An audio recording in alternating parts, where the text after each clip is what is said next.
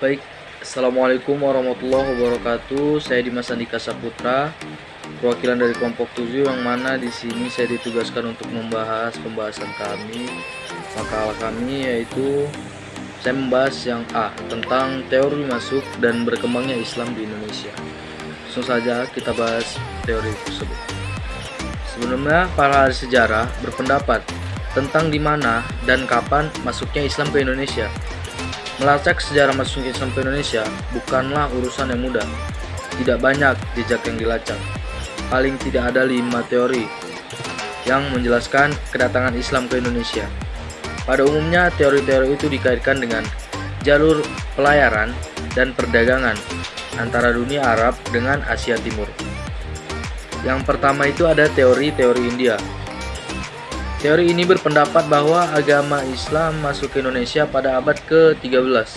Pada abad ke-13 dan pembawaannya berasal dari Gujarat, Cambay, India. Dasar teori ini adalah yang pertama, kurangnya fakta yang menjelaskan bahwa agama Islam berasal dari bangsa Arab dan penyebaran Islam di Indonesia. Yang kedua, hubungan dagang Indonesia dengan India telah lama, yaitu melalui Indonesia, Cambay, Timur Tengah, dan Eropa. Yang ketiga, adanya Sultan Samudra Pasai, yaitu Malik As-Saleh pada tahun 1297, yang bercorak khas Gujarat. Pendukung teori Gujarat ini, Snok Hodgson, Sturheinim, dan Bernard H.K. Fleck, para ahli yang mendukung teori Gujarat lebih memusatkan perhatian pada saat timbulnya kekuasaan politik Islam, yaitu adanya kerajaan Samudra Pasai. Hal ini juga bersumber dari keterangan Marco Polo yang pernah singgah di Perla tahun 1292. Menurutnya banyak penduduk Perla yang memeluk Islam dan banyak pedagang Islam dari India yang menyebarkan agama Islam. Yang kedua ada teori Becquerel. Seorang Moquet, seorang sejarah Belanda, menyimpulkan Islam di Nusantara adalah Gujarat.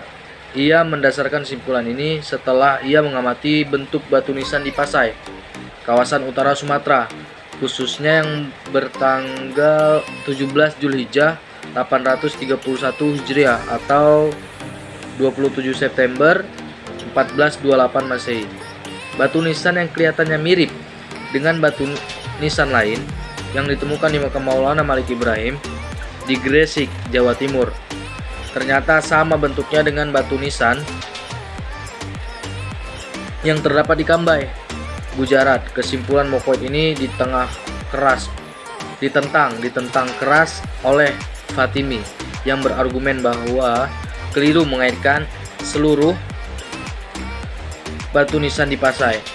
Fatimi berpendapat bentuk dan gaya batu nisan ini justru mirip dengan batu nisan yang terdapat di Begal. Karena itu, seluruh batu nisan itu pastilah didatangkan dari daerah ini. Dalam kaitannya dengan teori batu nisan ini, Fatimi mengkritik para ahli yang kelihatannya mengabaikan batu nisan Siti Fatimah yang bertahun 475 atau 1082 Masehi yang ditemukan di Leran, Jawa Timur, dan pendapat dari Fatimi ini didukung oleh sarjana lain. Di antara mereka adalah Kempens, Bosquet, Fleck, Gonda, Schrick, dan Hall. Arnold juga berpendapat Islam dibawa ke Nusantara antara lain juga dari Komandel dan Malabar. Ia menyokong teori ini dengan menunjuk kepada persamaan mazhab kedua wilayah. Mayoritas muslim di Nusantara adalah pengikut mazhab Syafi'i yang juga cukup dominan di wilayah Koromandel dan Malabar, seperti disaksikan oleh Ibnu Battuta ketika ia mengunjungi kawasan itu. Menurut Arnold, para pedagang dari Koromandel dan Malabar mempunyai peranan penting dalam perdagangan di India dan Nusantara. Sejumlah besar pedagang ini mendatangi pelabuhan-pelabuhan dengan dunia Melayu Indonesia, di mana mereka ternyata tidak hanya terlibat dalam perdagangan, tapi juga dalam penyebaran agama Islam.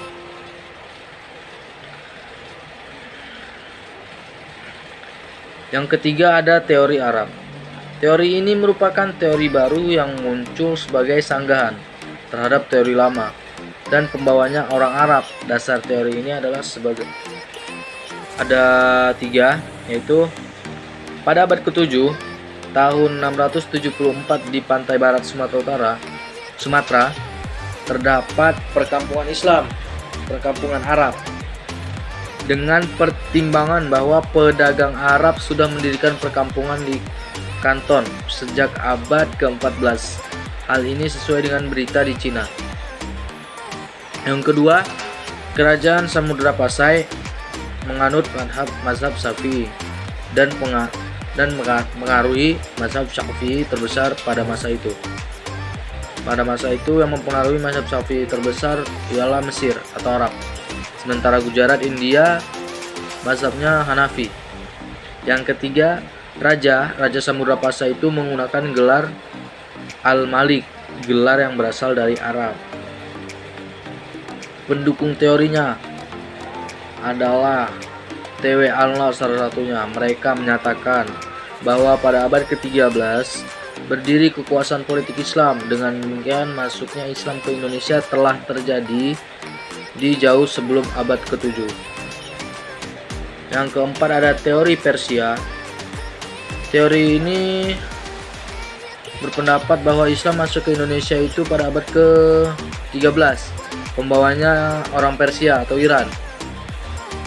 Yang pertama, alasan mereka ialah peringatan 10 Muharram atau Asyura atau wafatnya Hasan dan Hussein, cucu Nabi Muhammad SAW, yang sangat dijunjung oleh Syiah atau Islam Iran. Di Sumatera Barat, peringatan tersebut disebut dengan upacara tabu'i atau tabut. Sementara di Jawa ditandai dengan pembuatan bubur Asyura. Yang kedua, kesamaan ajaran Sufi yang dianut Syekh Siti Jenar dengan Sufi dari Iran, yaitu Al-Hallaj. Jadi kesamaannya yang dianut Syekh Siti Jenar sama seperti yang dianut oleh Persia, Iran, yaitu tentang Al-Hallaj. Yang ketiga, penggunaan istilah bahasa Iran dalam sistem mengeja huruf Arab, tanda-tanda bunyi harkat sama, hampir mirip.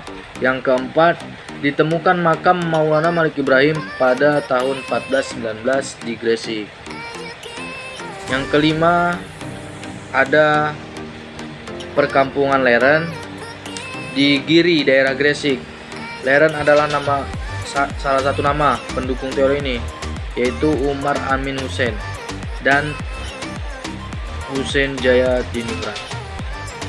Yang terakhir ada teori Cina, yang mana teori ini beranggapan bahwa Islam datang ke Nusantara itu dari Cina. Teori ini dikemukakan oleh Emmanuel Godinho de Herrera. Dia adalah saintis Spanyol. 181 teori ini berpandangan bahwa Islam dibawa dari Cina karena pada abad ke-7 Masehi terdapat perkampungan Cina di Nusantara. Cina bisa sebagaimana jelaskan Badri Yatim. Bisa diketahui bahwa di masa dinasti Tang, abad ke-9 dan ke-10, orang-orang Tasih sudah ada di Kanton atau Kanfu dan Sumatera. Tasih adalah sebutan untuk orang-orang Arab dan Persia yang ketika itu jelas sudah menjadi Muslim. Saya Deanisa ingin membahas sebuah materi yang berjudul periodisasi masuknya Islam ke Indonesia. Saya ingin menjelaskan sedikit tentang periodisasi masuknya Islam ke Indonesia. Periodisasi maksudnya pendakwah Islam ke Indonesia menurut Muhammad Samsu atau Dedi Supriyadi 2008-92 dapat dibagi dalam 3 gelombang, yaitu 1 gelombang pertama diperkirakan pada akhir abad ke-1 sampai 7. Rombongan ini berasal dari Basrah, kota pelabuhan di Irak. yaitu ketika kaum Syariah dikejar-kejar oleh Umayyah yang berkuasa pada saat itu. 2. Gelombang kedua diperkirakan pada abad ke-6 Hijriyah 13 Masehi di bawah pimpinan Syed Jamaluddin Al-Akbar Al-Husaini yang anak cucunya lebih dari 17 orang di Gresik, Pulau Jawa. 3. Gelombang ketiga diperkirakan pada abad ke-9 Hijriyah 16 Masehi yang dipimpin oleh ulama Arab Tarim dan Hadramut.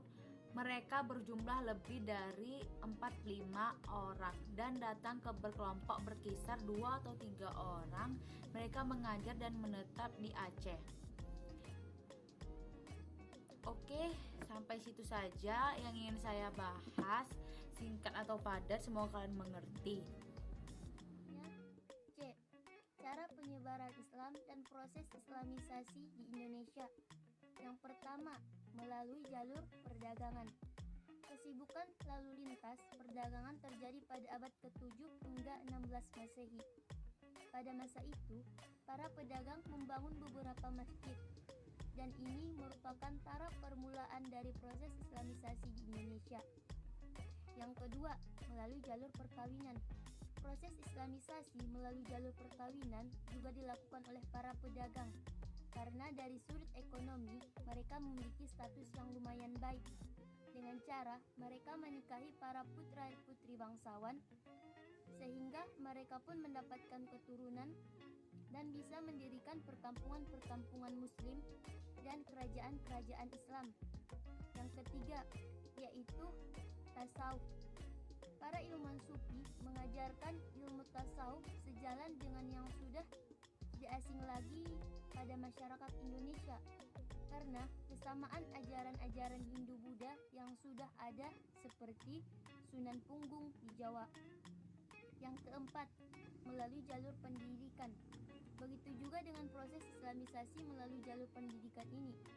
Kegiatan-kegiatan dilakukan oleh para guru agama, seperti ulama di pondok pesantren dan para santri.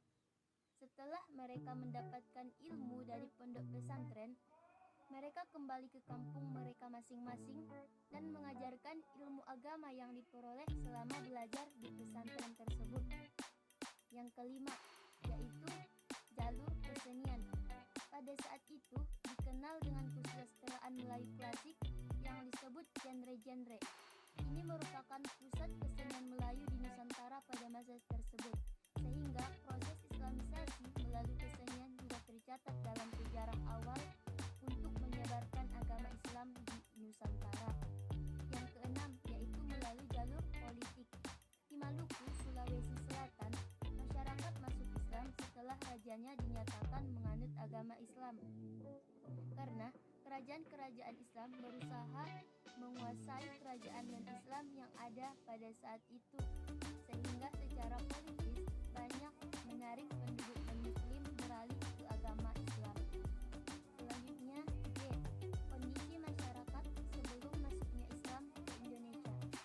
Pada masa itu, masyarakat masih mempercayai adanya kekuatan-kekuatan pada benda-benda yang mempunyai kekuatan supranatural. Baru mereka mulai mengenal agama Hindu dan Buddha.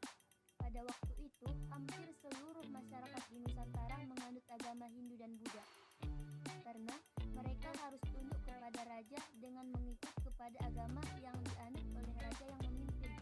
Dan sekitar abad ke-7 Masehi barulah Islam datang ke Nusantara. Baiklah, di sini saya Ananda Dehan Bude akan menyampaikan materi tentang pendidikan Islam pada masa kerajaan Islam di Indonesia, lembaga dan kebijakannya. 1. Pendidikan Islam pada masa kerajaan Islam dan kebijakannya. Tujuan pendidikan Islam pada zaman kerajaan Islam adalah menciptakan manusia yang bertakwa kepada Allah Subhanahu wa Ta'ala. Pendidikan pada